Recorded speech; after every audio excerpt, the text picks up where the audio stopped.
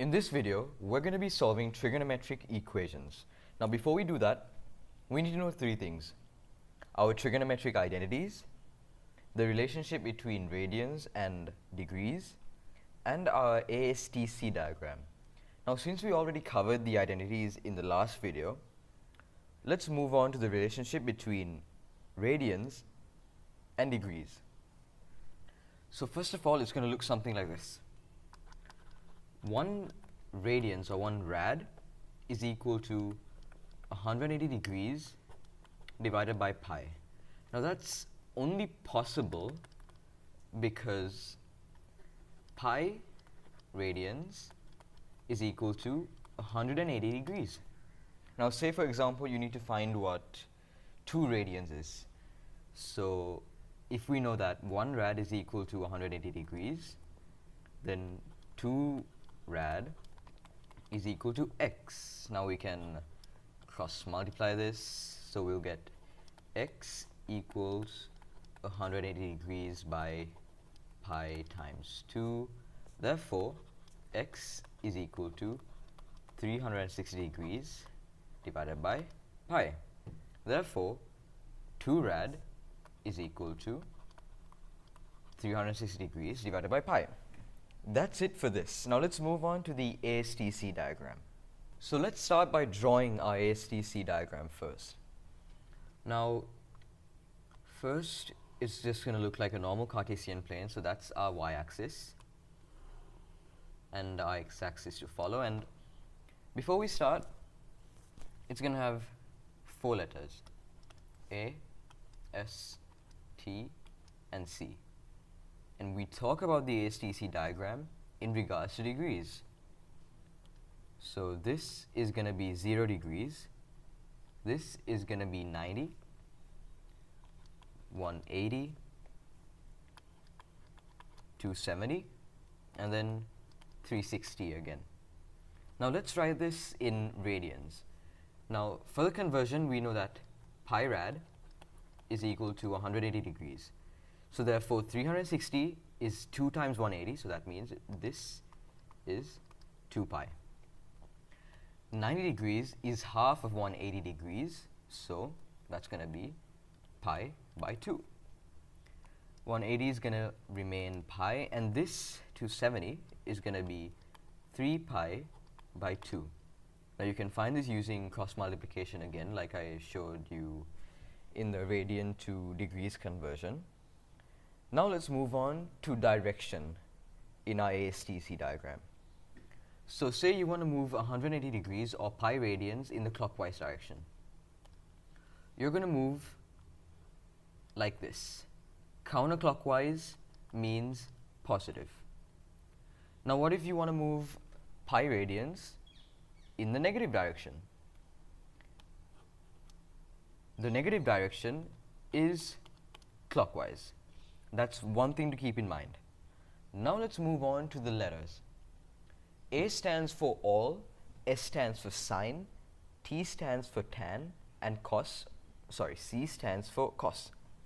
Now, in the A segment or the A quadrant, all is positive. Now what is all? All is just sine, cos, and tan, all 3 of them. Now in the S quadrant, this means that sine is positive. So everything except for sine here is negative. In the T quadrant, you guessed it, tan is positive. So everything except for tan is negative in this quadrant. Finally, in the C1, cos is positive. So everything except for cos is negative in this direction. And by the way, one additional little snippet you have to know in the ASTC diagram is how you incorporate an unknown angle into this. So starting from the A quadrant, this quadrant's going to be 2 pi plus theta. Theta being an unknown angle, and since we're moving in the positive direction, we're going to start from the A quadrant to the S quadrant to T and plus C, and the A quadrant is just going to be 2 pi, which is this, plus theta moving up to here. Now likewise, when we're moving counterclockwise, okay, we're going to start from here. We started. We're going to move down here. And this quadrant's going to be pi minus theta, because if you're moving in this direction and this is pi, then pi minus theta is over here. Now likewise, this quadrant's going to be pi plus theta, because if this is the pi line, the x-axis is the pi line, then when we reduce or subtract an angle, you come over here. And if we add an angle, you come over here. Now, to the final quadrant, when you come all the way over here, it's going to be 2 pi minus theta. It's the same thing as the pi line. You can consider this as the 2 pi line as well. So when you add an angle, you move up to here. When you reduce an angle or subtract an angle, you come over here. And that's it. So the whole purpose of this ASTC and the unit circle sort of thing is to find angles and their signs when you're using sine, cos, and tan. Now, before we end this segment and move on to the questions, one more important note you have to keep in mind is that sine and cos, so I'm going to just say S and C, is true when it's lesser than 1 and it's greater than -1. So it only exists in this parameter. So if you get -0.5, if you get -2 or +5, those won't count, those don't exist. So keep this in mind. Okay, let's move on to question number 1. The first part says that, show that 2x minus 3 minus 6 by x minus 1 equals 2x squared minus 5x minus 3 by x minus 1. So since this is a show that question, we just need to prove that the left-hand side of the equation is equal to the right-hand side of the equation. So the easiest way to do that is by getting this part of the left-hand side and writing it as a fraction, meaning getting the same denominator as this. Sorry. Okay, so I'm going to rewrite that side. I'm going to rewrite 2x minus 3 times x minus 1 by x minus 1. I'm converting it into a fraction. That's going to give me 2x squared minus 2x minus 3x plus 3 by x minus 1. To further simplify that, it's just going to be 2x squared minus 5x plus 3 by x minus 1. Now remember that there's a second part of that equation, or that side of the equation. So since we converted this part into a fraction, now we can simplify this whole side. So we have 2x squared minus 5x plus 3 minus 6 over the whole common denominator, which is x minus 1. So that's going to simplify into 2x squared minus 5x plus 3 minus 6 is just minus 3 by x minus 1. And that's the first part of the equation, or the question, because we proved that the left-hand side is equal to the right-hand side. Okay, since we solved part A, let's move on to part B. Part B says, solve 2 sine 2 theta minus 3 minus 6 by sine 2 theta minus 1 equals 0. Now we have a domain. The domain states that theta has to be greater than or equal to 0 and theta is lesser than or equal to pi. And a restriction means that theta cannot be equal to pi by 4. Now since we're dealing with a two-part question, there has to be some kind of connection between A and B. So let's do this. I'm going to say let sine 2 theta equal x, and I'm going to rewrite the left-hand side of part B like this. So I'm going to substitute x into sine 2 theta. I'm going to have 2x minus 3 minus 6 by x minus 1 equals 0. Now notice how the left hand side we just got is equal to the left hand side over here in part A. Now since we solved that question, we know that we can write that as the right hand side, so I'm going to do that as well.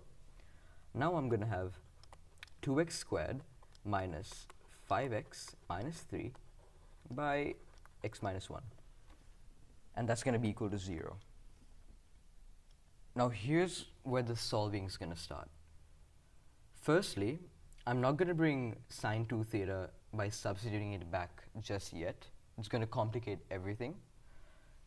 I'm going to get rid of x minus 1 in the denominator first, so multiplying both sides by x minus 1. 0 times anything is equal to 0, so I'm going to get rid of that. And x minus 1 and x minus 1 is just going to get rid of each other. So now I'm going to section this side off. I'm going to start factorizing this side. So 2x squared minus 5x minus 3 equals 0. Now to find my factors, I'm going to multiply the first term by the third term. So I'm going to get minus 6x squared. So what are my ways of finding 6x squared by multiplication? 1 by 6? Yeah. 6 times 1 is my 6 squared, so minus 6 times positive 1 is equal to minus 6 squared, and that's going to give me my middle term as well, so I'm going to use this pair. Otherwise I could have used 3 times 2 as well, but that's not going to give me minus 5x, right? But the first term, the first pair, is going to do just that. So 2x squared minus 6x plus 1x minus 3 equals 0. So I'm going to split this in half, and I'm going to take what's common. So in the first half, 2x is common. That's going to give me x minus 3. And in the second half, positive 1 is common, and that's going to give me x minus 3 equals 0. Now I'm going to have 2x plus 1, and x minus 3 equals 0. Now that's a done deal. Now, according to that, I'm going to have 2x plus 1 equals 0, or x plus 3 equals 0. Now I'm going to bring back sine 2 theta. Okay, so, well, maybe not yet. Why don't we isolate x first? X equals minus half, or x equals 3. Well, now I'm going to bring back sine 2 theta. So sine 2 theta equals minus half, or sine 2 theta equals 3. Now remember I said for sine to exist, it should be between minus 1 and 1. Well, 3 is not between minus 1 and 1, so that's not possible. Let's get rid of that. And we're going to focus our attention into sine 2 theta equals minus half. But firstly, I'm going to get rid of sine. I'm going to take the inverse. Now to do that, I'm going to use a triangle called the 30, 60, 90 triangle. So 90 degrees over here, 60 here, and 30 here. The way to remember this is 30 looks at 1, 60 looks at root 3, and 90 looks at 2. Now since we're talking about sine, that's opposite over hypotenuse. So sine 30 equals half. Don't worry about the minus sign yet, but sine 30 equals half. So 30 degrees is the same as pi by 6. Therefore, 2 theta equals pi by 6. The next step is correcting our domain. Now, our current domain says that theta is greater than or equal to 0 and greater than or lesser than or equal to pi. But we're talking about 2 pi, right? So we've got to correct that. Let's say this. Let 2 theta equal alpha. That does not look like alpha. So now we're going to multiply theta by 2 to give us alpha, and multiply pi and 0 to give us the same. So we're going to have 0 and alpha is less than or equal to 2 pi. Okay. Now we've corrected it to alpha, therefore alpha is equal to minus half. Now in trigonometric equations, there's a possibility of getting different answers. So hold on, alpha is equal to pi by 6. Now there's a possibility of getting different or multiple answers. So now we need our ASTC. Firstly, we have an A, S, T and a C. Now the sign we were dealing with was a negative. There was a minus sign, so therefore we can't consider the A quadrant because sine, cos and tan is positive there. And we can't consider the S quadrant because sine is always positive there. So we're left with T and C. Now the snippets state that the T quadrant is pi plus theta and the C quadrant is 2 pi minus theta. Now the alpha or the unknown angle we have is pi by 6 over here, so we're going to substitute pi by 6 into the thetas we have over here and get two different values.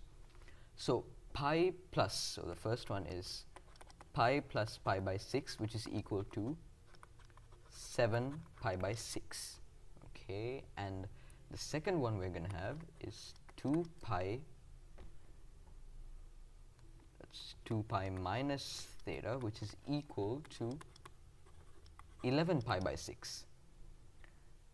Now the job's not quite done because these all equate to 2 theta, which is again alpha, but we need theta. So to do that, we're just going to divide theta by 2, which is multiplying these by 1/2. So multiplying these by 1/2, so see, 7 pi by 6 times half is going to give us 7 pi by 12. Now if you do the same to 11 pi by 6, we're going to get 11 pi by 12. So doing all of that, we get our two values, 7 pi by 12 and 11 pi by 12. Now the takeaways from this question is correcting our domains, using our ASTC and the 30, 60, 90 triangle, or your calculators if it's a calculator paper, to get rid of sine, find our radians or our degrees, and getting all the possible values they ask for. And that's it. I'll see you in the next video.